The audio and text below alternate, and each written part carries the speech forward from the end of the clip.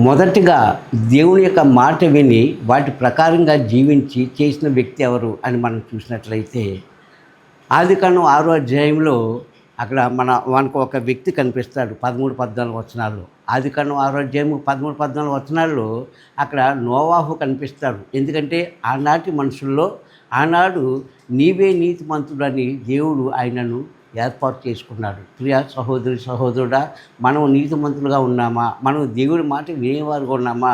దేవుని యొక్క మార్గంలో నడిచేవారుగా ఉన్నామా? నోవాహు ఎన్ని కష్టాలు వచ్చినా, ఎన్ని బాధలు పడినా, ఊరంతా కూడా ఆయనను అసహించుకున్నప్పటికీ కూడా నోవాహు దేవుడి మాట విన్నాడు. దేవుని యొక్క మార్గంలో నడిచాడు.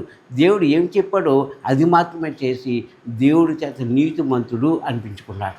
కావున ప్రియ సహోదరులారా, మనము కూడా దేవుడు మనకి ఏదైతే అప్పగిస్తున్నాడో, ఏదైతే చెబుతున్నాడో, ఏదైతే వినమని అంటున్నాడో అది మనం ఖచ్చితంగా వినాలి. అందుకే హెస్కేల్ గ్రంథం 2వ అధ్యాయంలో అంటాడు, నరపుత్రుడా నీవు నిలకడగా నిలబడు అంటాడు, సరిగ్గా నిలబడు అంటాడు. ఇది సేవకులకు చెప్పిన మాట. కావున దేవుని యొక్క మాట విని ఆయన ప్రకారంగా నడుచుకునేవారు ఎవరైనా సరే దీర్ఘాయుష్మంతులుగాను ఉంటారు, దీర్ఘశాంతం పొందిన వారు ఉంటారు, కుటుంబం శాంతంగా ఉంటుంది, కుటుంబంలో ఏ కలతలు కన్నీరు రాకుండా సర్వాధికారి తండ్రి తోడుగా ఉంటాడని మీకు తెలియజేస్తున్నారు. ప్రియ సహోదరులారా, మొట్టమొదటిసారిగా దేవుని మాట విని చేసిన వ్యక్తి మరొకసారి చెప్తున్నాను, నోవాహు గారు. కావున అట్టి మార్గంలో మనం కూడా ఉండాలని, మనందరం కూడా ఉండాలని కోరుకుందాం. ఎందుకంటే దేవుని మాట వింటున్నావా? వింటే నీకు ఆశీర్వాదమే.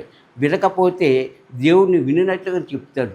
కానీ చాలామంది అంటారు దేవుడు శిక్షిస్తాడు అని. కానీ దేవుడు శిక్షించి రక్షించేవాడు. దేవుడు ఆశీర్వాదం తీసుకునేవాడు. ఎందుకంటే ఆయన అంటాడు యెషయా గ్రంథంలో, నిన్ను గాయపరిచేది నేనే, గాయాన్ని కట్టేది నేనే అన్న కనుక ప్రియ సహోదరుడు ఓ క్రైస్తవులారా, దేవుని యందు సమస్తం ఉంది కనుక మనం అది గ్రహించుకొని ఆనాడు నోవా గారే కాదు, మోషే గారే కాదు, ప్రవక్తలే కాదు, ఈరోజు మనం కూడా దేవుడికి ఇష్టలుగా జీవించినప్పుడు ఆయన అంటాడు, నా ప్రియమైన కుమారుడా కుమార్తె అని మనం ఏం చేస్తాడు, ఆయన అమూల్యమైన ఆశీర్వాదంతో ఇచ్చి మనల్ని మన కుటుంబాలను కూడా దీవిస్తారని ఈ చిన్న వాక్యం ద్వారా మీకు తెలియజేస్తే వాక్యాన్ని ముగిస్తున్నాను.